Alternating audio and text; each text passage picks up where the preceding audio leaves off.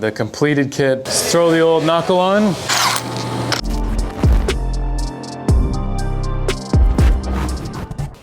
Does this look funny? Good. Well guys, the moment you've all been waiting for, the completed kit, powder coated, ready for assembly and installation on the car. We can just do a quick overview of what it looks like after it's been powder coated. You guys just watched the video on cam putting it all together. So we went with the anodized green look. There's nothing really to it other than it looks like it's been anodized. So it's a nice color. It looks great under the car and it really pops, and it's gonna look great with the blue on the Subaru. I'm gonna show you all the hardware, fasteners, bolts, stainless steel misalignment spacers, bearings, heim joints, everything that goes into putting these kits together, how it functions, how it works, how it looks, and the quality of all the components that we use, which is the highest standard possible for an adjustable suspension design. So you guys are gonna get to see me do that right here on this video, and I'll try to talk about it as I put the parts on, and you'll see how we assemble and build all of our kits.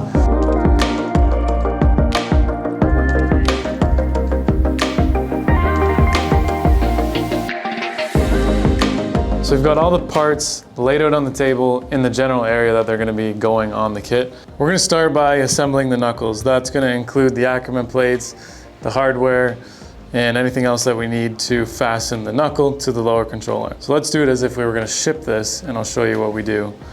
Let's start with the Ackermann plates.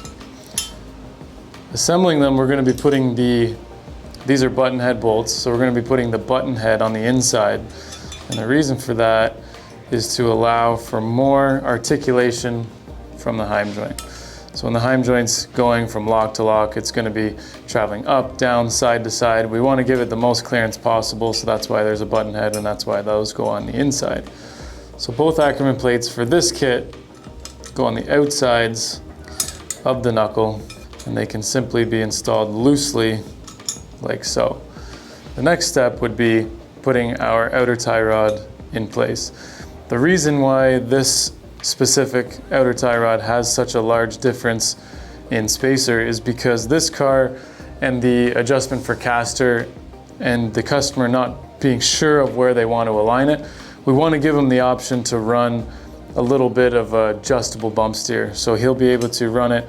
The factory position is here, but if he's running less caster, he's going to want to be running it lower, and vice versa. And then we could also remove the large misalignment spacer. We could put one of the Ackermann plates on the inside and put a smaller spacer here, and that can more finely tune the bump steer. But from what I put on the computer, this is going to be good for this application. So we're gonna go ahead and loosely put this in place. The bolt easily slides through, not on top, and we're just gonna leave it loose like that, just in case we need to take it off again. These are the outer tie rod adapter sleeves. So it has a left-hand thread for our outer heim joint, and it has a M14 by 1.5 right-hand thread for the inner tie rod. That is the most common thread pitch for any chassis. I found that the bigger the chassis, you'll see an M16 thread, but it's pretty uncommon. Like the new Mustangs, for example, use an M16. So that is the outer tie rod setup, and this length is going to be perfect for adapting to the factory inner tie rods. The next step is going to be setting up the lower control arm mount. For this, we still need to press in the bearing in the lower control arm and put the spacers in the lower control arm, and it's also going to be kind of a pain to put together off the car, so we're just going to put the bolt in place, throw the nut on it, and leave that just like that. And you'll see the nut fits in this pocket. The nut isn't allowed to turn, but it's easy to pull out and put back in, and you can simply just put an impact on the bottom and then a wrench to torque it when you're installing the car, and the nut's not going to spin for you. So this is going to be mounting here. That's your tie rod point, and you'll see we've got great articulation, missing all of the components, and we're going to be able to see a lot of steering angle out of this without having any sort of binding issues. So that is the knuckle. It's very simple. We're going to be using the factory bearing bolts to connect it here. The factory caliper mounts are going to mount there on the caliper location, and that's it. Simple as that. So from here, I'm going to assemble this lower control arm, and then I'll simulate how it's going to go together on the table. And then you guys really don't need to see the other half. We're gonna do that off the camera and throw the whole thing on the car for you. So for this, we can start pretty much anywhere on the arm. I like to start with the bearing so that I'm not carrying around any extra components while trying to clean it out. We've already cleaned off the powder coating because sometimes some residue gets in. And the next step is to press in the uniball bearing. We have this, you could have a machine set up for this, but the sockets sizes that we chose, one slightly smaller than the other. One is allowed to go inside the cup, one prevents it from going in the cup. So you can just tighten this together and it will pull this bearing inside of the uniball cup. I've already applied lubricant to the inside of the cup just for longevity, and if water or anything gets between the race and the bearing, the lubricant is going to prevent them from seizing together over time.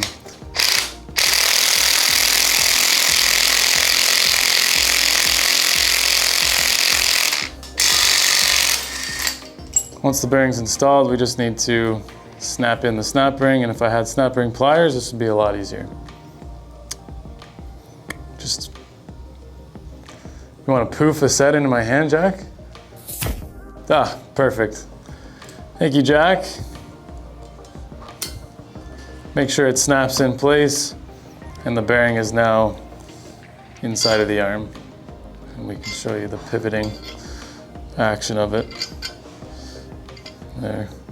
So the spacers get installed, misalignment spacers, top and bottom, and then that is the uniball section.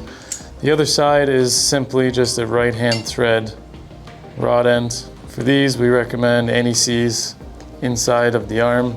Again, over time, moisture, water, whatever gets in there, sits in there, can seize these joints. So NECs is important. Leave that in there. These spacers go here. So if we were going to ship this, we would be putting zip ties through these points so that when you get the kit, you know exactly where these spacers go. It would be terrible if a bunch of these were just in a bag because they are so close in size. It would be very annoying for you to determine on your own. And then on this section, we have the double adjuster sleeve and the rod end that go inside of this slot. And we don't need to tighten this on all the way because this is going to be our caster positioning adjustment. But you can see that on the car, this would be a vertical stud on the car, which we'll show you on the car. And then this is the subframe ears like this. If we lengthen and shorten this side, it's going to pivot the arm like that and give us our caster range of adjustment. So let's just go ahead and simulate what this is going to look like. And you know what? We're just gonna flip this arm. We're gonna flip it because I made this knuckle, which is the opposite side of the car, but we're just going for a visual here. So the tie rod is on the same side as the sway bar mount. I just remember that visually. So when you're installing these kits, the snap ring should always be down. So that's why I'm saying I'm flipping this, but we're gonna slide this in place. Put this bolt on. Wow, this is a nice kit. Who made this? So this is how the kit is going to be installed on the car. This would actually be the passenger side or the right side. And if I'm simulating the steering rack, this is the action that we're gonna be seeing. And I can flip this around. It's gonna work really nice. And that's it. We're gonna do the other side and get to the car and show you guys how everything fits. This is the first time we're installing it, obviously, so there might be some bumps in the road, but this is why we do this. This is a prototype kit. This is the first one installed. If we see something, we might have to make note of it and then change it for the production run. So that's the purpose of doing this. It needs to be done. And yeah, you guys are seeing the whole process start to finish on this build. So we'll see you guys over at the car.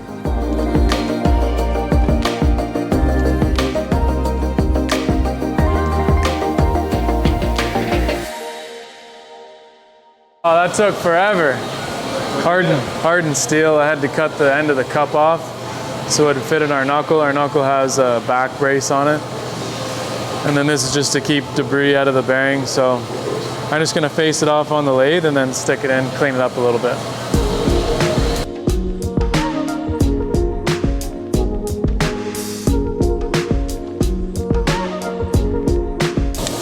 You said what?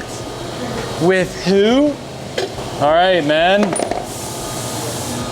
All right, man. We got our axle because we're trying to keep our all-wheel drive bearing together. For this kit, you could buy an FRS or a BRZ bearing, which doesn't need this, but we just faced her on the lathe. You drop her in there. And now it's one piece. You don't have to spend any money.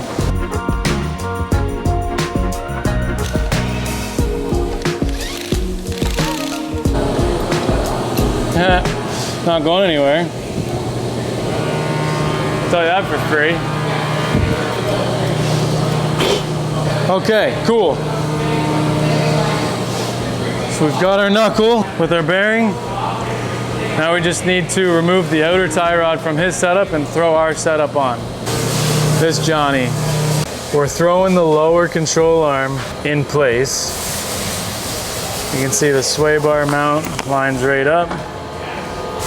And our caster adjustment is right in the right spot. It's gonna be a nice looking piece. Careful, Jack. So the beauty of owning the race shop is you have thousands of spacers used for different cars that are definitely gonna work for other cars. So the suspension mount on the stud for the rear of this chassis was a bit taller. The old arm, which is right there, had a couple of aluminum washers stacked.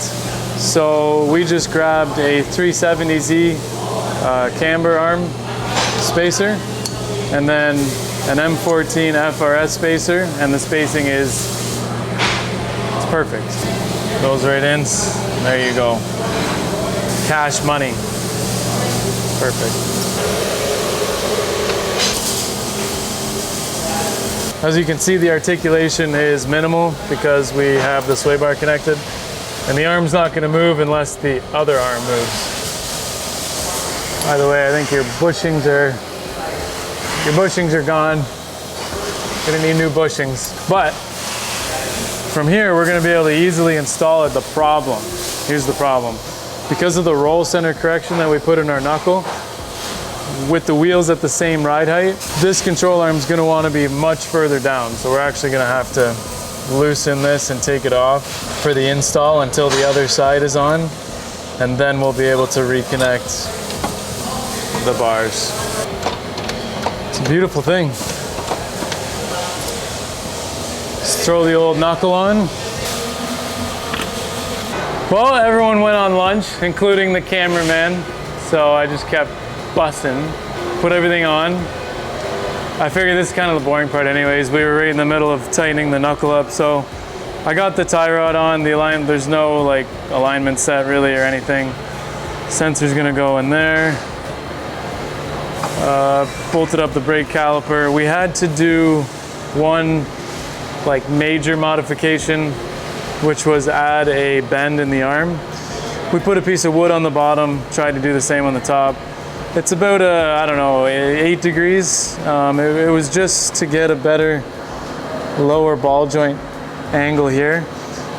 Now, we're gonna keep in mind that under compression, the control arms are gonna flatten out and it's gonna be like quite a bit better than full droop, but we still wanna be able to get full range of angle at full droop, or at least as close as possible. So going through the motion, I mean, I kind of aligned it like with the other side that's still on. So this is gonna be pretty much what you're gonna get out of the kit. The limitations of this, like this is a ton of angle, are gonna be his current wheels. His current wheels are like a plus 45 offset. I think they're just an OEM wheel. So the OEM wheel is gonna hit like the sway bar, it's gonna hit the tie rod, it's gonna hit a couple things. He's definitely gonna need a lower offset wheel, like a plus 15, plus 20, to really utilize that. But I think he really likes these wheels because it doesn't stick out past the fenders. So it's gonna be up to him. The kit is gonna be capable of a lot of angle. And whether or not he's gonna utilize it to the maximum, it's gonna be up to him. But just to give you an idea, this is what we're dealing with. And again, this is at full droop. We're gonna be able to get just a hair bit smoother under compression. The sway bar attachment point lines up really well. We've got a good pocket here for our wheel clearance. Our caster adjustment has been good. We did do one other thing, and that was because I really like having an OEM control arm to scan, and he didn't have an OEM control arm. He had an aftermarket one, which had too much caster to begin with. So when I scanned it and removed caster, I still should have taken even more caster out because we're at our maximum adjustment and the wheel is exactly in the middle of the wheel well. And I wanted the wheel in the middle and then to have a little bit of plus and minus. So we've already made a checklist of things to update as we go on, but that's why we do this, to make sure that we make everything within the range of adjustment and perfect. So we know that, we're gonna make the modification, and yeah, that's it. We're gonna throw the other side on, do a toe plate alignment, and then give you guys a look at the differences between what he had before and what he has now.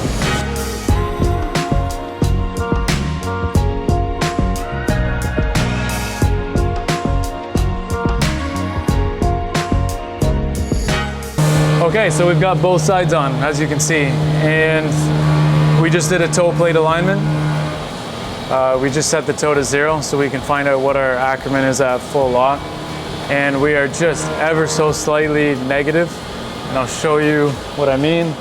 So we're gonna go full lock on the lead, and you can see we've still got a decent amount of room, but something's holding us up. So when we go to the other side, looking at our trail wheel, we've got clearance to the tie rod, clearance to the lower, everything's clear except the tires hitting the subframe frame rail. And then doing a couple measurements on the ground. We're just slightly negative right now, so we're gonna swap the plate, the Ackermann plates, bring it to 0. That's gonna bring the trail away from the frame rail, and it's gonna make the lead wheel turn further. And then from there, we're gonna lock everything in place and basically send it back to the customer, because these wheels and their offset are going to be the limitation. So these wheels are gonna be contacting the frame rail regardless. So we're gonna then come up with the angle limiting solution. So that's usually what we call a bump stop. And once we've designed the bump stop, I like to do them with the car, with everything bolted up and so on, so that you can get a good spot to limit the angle. So that's what we're gonna do next, and then this project is complete. He should be test driving it within the next couple weeks and give us some driving feedback. Maybe I'll get to take it out, we'll see what he says, and yeah, from here, that's basically it. We'll make those changes, we'll show you guys here in a second, and then that'll be it for this series. Where's the Allen key?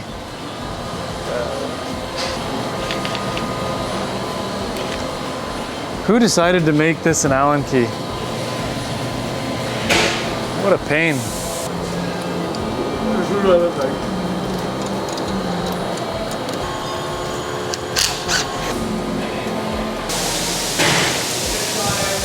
So a couple tricks when you're doing your Ackermann changes.